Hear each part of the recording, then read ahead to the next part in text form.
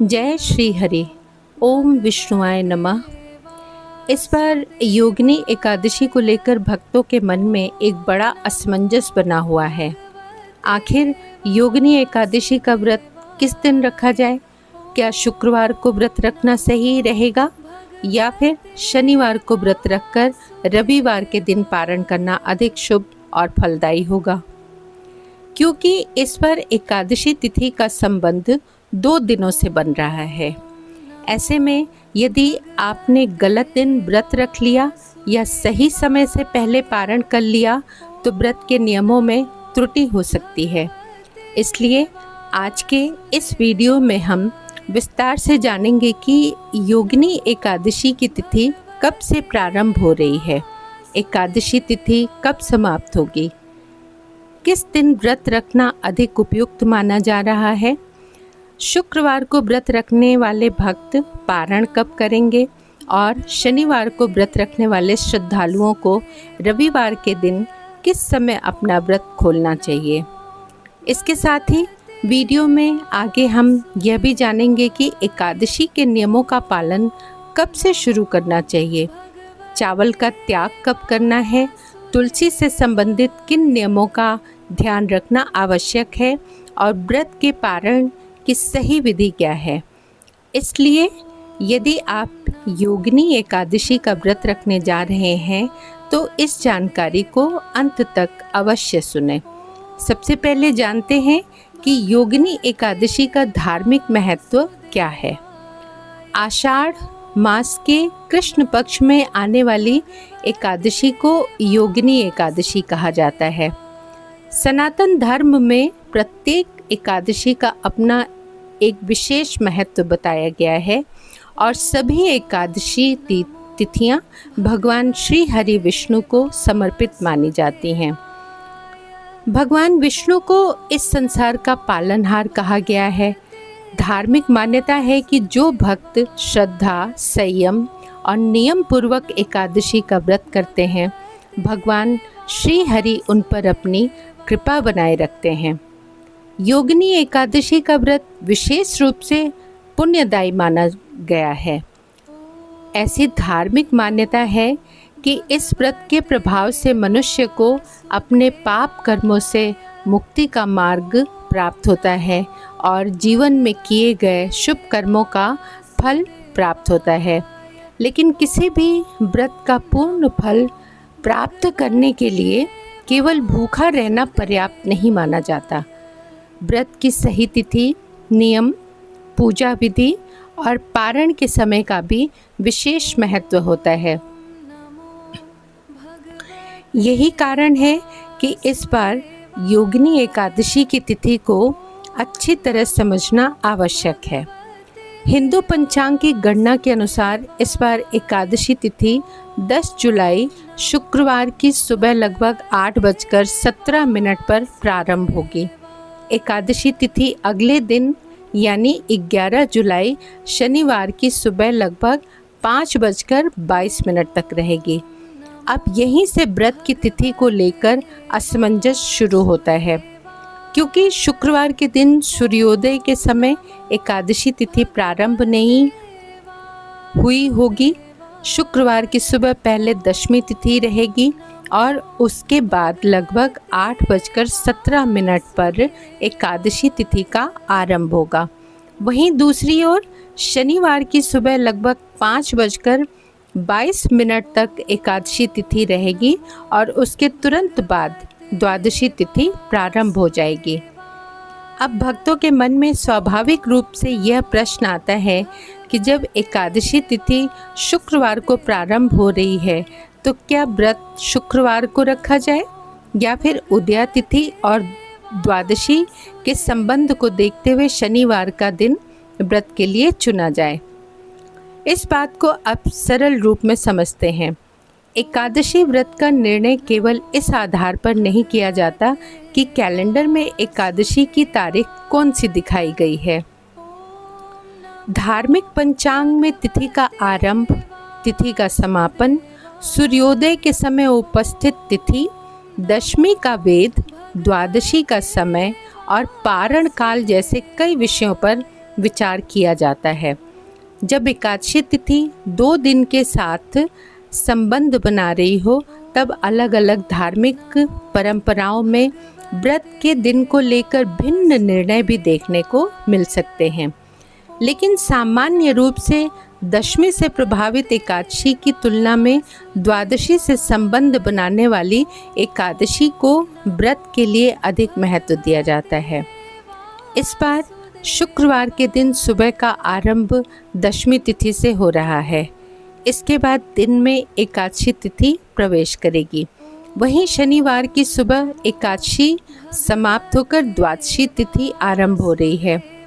पंचांग के अनुसार द्वादशी तिथि 11 जुलाई शनिवार की सुबह लगभग 5:23 से प्रारंभ होगी और 12 जुलाई रविवार की सुबह लगभग 11:52 तक रहेगी। अब यहाँ एक बहुत महत्वपूर्ण विषय सामने आता है और वह है हरिवासर।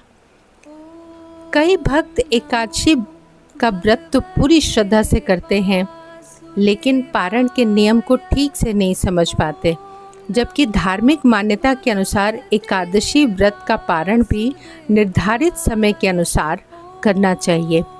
द्वादशी तिथि प्रारंभ होने के तुरंत बाद हर स्थिति में व्रत नहीं खोला जाता। द्वादशी के प्रारंभिक भाग में हरिवासर का विचार किया जाता है। हरिवासर की अवधि में व्रत का पारण करना उचित नहीं माना जाता, इसलिए एकादशी का व्रत करने वाले भक्तों को पारण से पहले हरिवासर समाप्त होने की प्रतीक्षा करनी चाहिए। अब सबसे पहले उन श्रद्धालुओं की बात करते हैं जो शुक्रवार के दिन योगिनी एकादशी का व्रत रखेंगे। यदि आप 10 जुलाई शुक्रवार को व्रत रखते हैं तो आपको अगले दिन यानी शनिवार को व्रत का पारण करना होगा, लेकिन शनिवार को द्वादशी तिथि प्रारंभ होते ही तुरंत व्रत नहीं खोलना है। हरिवासर की अवधि समाप्त होने के बाद ही पारण करना उचित रहेगा। शुक्रवार को व्रत रखने वाले श्रद्धालुओं के लिए शनिवार को पारण का उपयुक्त समय दोपहर 1:50 से शाम 4:36 के बीच बताया गया है। इसलिए जो भक्त शुक्रवार को व्रत करेंगे वे शनिवार को निर्धारित पारण काल के दौरान भगवान विष्णु की पूजा करके, भोग अर्पित करके और प्रसाद ग्रहण करके व्रत पूर्ण कर सकते हैं। अब बात करते हैं उन श्रद्धालुओं की जो शनिवार की योगिनी एकादशी का व्रत रखना चाहते हैं। यदि आप शनिवार के दिन व्रत रखते हैं तो आपको अगले दिन यानी रविवार को व्रत का पारण करना होगा। शनिवार को व्रत रखने वाले भक्तों के लिए रविवार की सुबह लगभग 5:32 से लेकर सुबह 8:18 के बीच पारण का समय बताया गया है। इस समय के भीतर स्नान और पूजा करने के बाद भगवान श्री हरि विष्णु को भोग अर्पित करें और उसके बाद प्रसाद ग्रहण करके व्रत का पारण करें। अब सबसे महत्वपूर्ण प्रश्न आते हैं, आखिर दोनों दिनों में से किस दिन का व्रत रखना अधिक उपयुक्त होगा? यदि तिथि की स्थिति को देखा जाए तो शुक्रवार की सुबह दशमी तिथि विद्यमान है और उसके बाद एकादशी तिथि आरंभ हो रही है। दूसरी ओर शनिवार को प्रातःकाल एकादशी का संबंध द्वादशी तिथि से बन रहा है।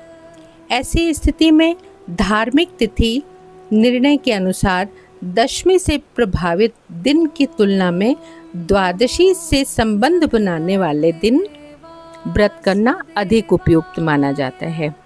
इस आधार पर जो श्रद्धालु शास्त्रीय तिथि विचार के अनुसार योगिनी एकादशी का व्रत करते हैं वे शनिवार को व्रत रखकर रविवार की सुबह निर्धारित पारण काल में व्रत पूर्ण कर सकते हैं। हालांकि यहाँ यह बात अवश्य ध्यान रखें कि भारत के अलग अलग नगरों और क्षेत्रों में सूर्योदय का समय अलग होता है। पंचांग की गणना में स्थान का भी महत्व होता है। इसके अतिरिक्त कई परिवारों में अपनी कुल परंपरा और धार्मिक परंपरा के अनुसार व्रत किया जाता है। इसलिए यदि आपके परिवार में वर्षों से किसी विशेष पंचांग के अनुसार व्रत करने की परंपरा चली आ रही है तो उसका भी ध्यान रखें। अब जानते हैं कि योगिनी एकादशी के नियम कब से प्रारंभ करने चाहिए। एकादशी व्रत की तैयारी दशमी तिथि से ही शुरू मानी जाती है। दशमी के दिन व्यक्ति को सात्विक भोजन ग्रहण करना चाहिए। भोजन सरल और शुद्ध होना चाहिए। अत्यधिक भारी तामसिक और अनुचित भोजन से बचना चाहिए।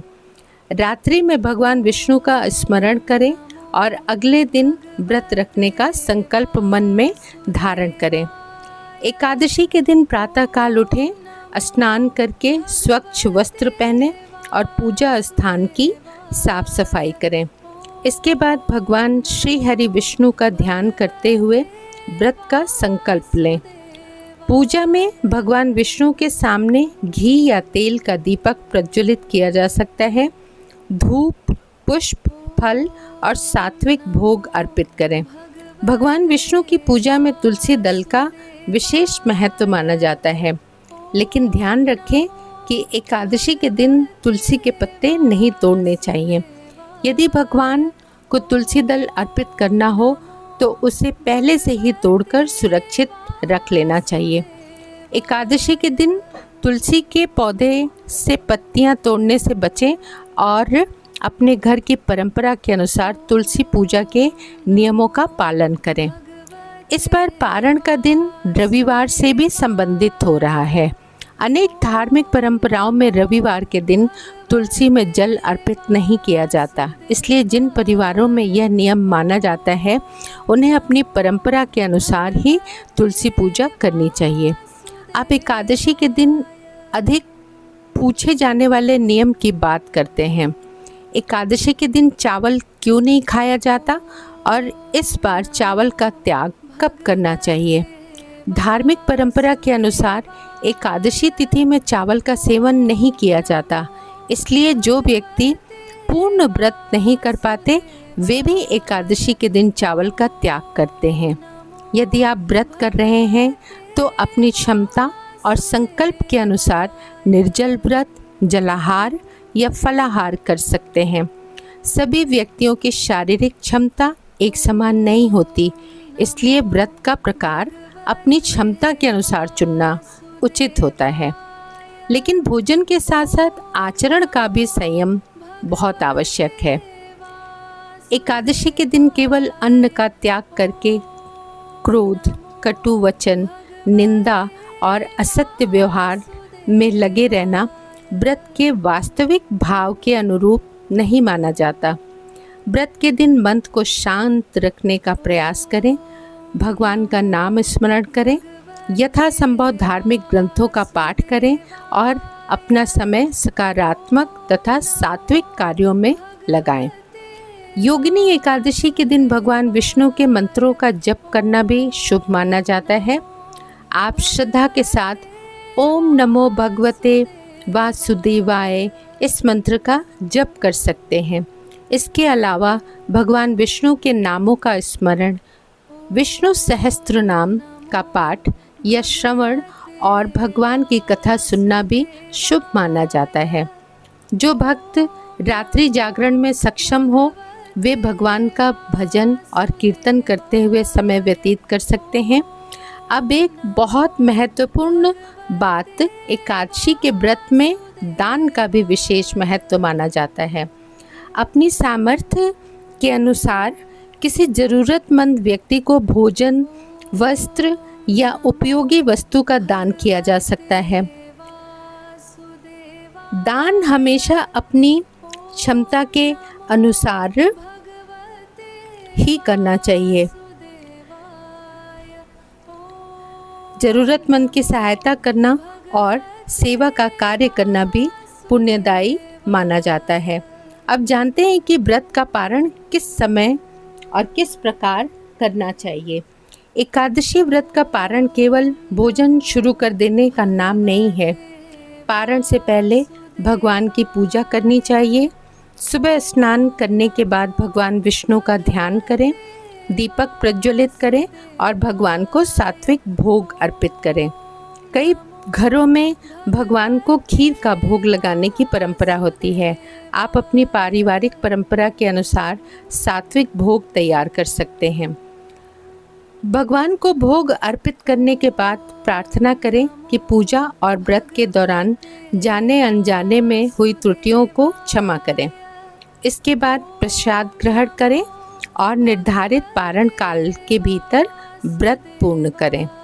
कई परंपराओं में चावल ग्रहण करके व्रत का पारण करने की मान्यता है, लेकिन पारण की विधि क्षेत्र और परिवार की परंपरा के अनुसार अलग हो सकती है। अब एक बार फिर पूरी जानकारी को संक्षेप में समझ लेते हैं ताकि किसी प्रकार का भ्रम न रहे। एकादशी तिथि 10 जुलाई शुक्रवार की सुबह लगभग 8:17 से प्रारंभ होगी। एकादशी तिथि का समापन 11 जुलाई शनिवार की सुबह लगभग 5:22 पर होगा। इसके बाद द्वादशी तिथि प्रारंभ होगी जो 12 जुलाई रविवार की सुबह लगभग 11:52 तक रहेगी। जो श्रद्धालु शुक्रवार को योगिनी एकादशी का व्रत रखेंगे वे शनिवार को हरिवासर समाप्त होने के बाद दोपहर 1:50 से शाम 4:36 के बीच व्रत का पारण कर सकते हैं। जो श्रद्धालु शनिवार को व्रत करेंगे वे रविवार की सुबह 5:32 से 8:18 के बीच पारण कर सकते हैं। तिथि के धार्मिक विचार के आधार पर शनिवार को व्रत रखकर रविवार को पारण करना अधिक उपयुक्त माना जा सकता है। फिर भी स्थानीय सूर्योदय, पंचांग और पारिवारिक परंपरा के अनुसार समय में अंतर संभव है, इसलिए अपने क्षेत्र में मान्य पंचांग का भी विचार अवश्य करें। योगिनी एकादशी का वास्तविक उद्देश्य केवल एक दिन भोजन का त्याग करना नहीं, बल्कि अपनी इंद्रियों, विचारों और व्यवहार में संयम लाना भी है। भगवान श्री हरि विष्णु अपने भक्तों के भाव को देखते हैं, इसलिए व्रत श्रद्धा, शुद्ध भावना और संयम के साथ करें। इस पावन योगिनी एकादशी पर भगवान श्री हरि विष्णु से यही प्रार्थना है कि उनकी कृपा आप सभी पर बनी रहे, आपके परिवार में सुख और शांति बनी रहे, जीवन में आने वाली सभी बाधाएं दूर हों, आपको धर्म के मार्ग पर चलने की शक्ति प्राप्त हो और भगवान श्री हरि की कृपा से आपके घर में सुख, शांति और समृद्धि का वास हो। यदि आप भी भगवान श्री हरि विष्णु में श्रद्धा रखते हैं तो कमेंट में प्रेम से, श्रद्धा से लिखिए जय श्री हरि, ओम नमो भगवते वासुदेवाय। अगर आपको आज की यह जानकारी उपयोगी लगी हो तो वीडियो को लाइक ज़रूर करें।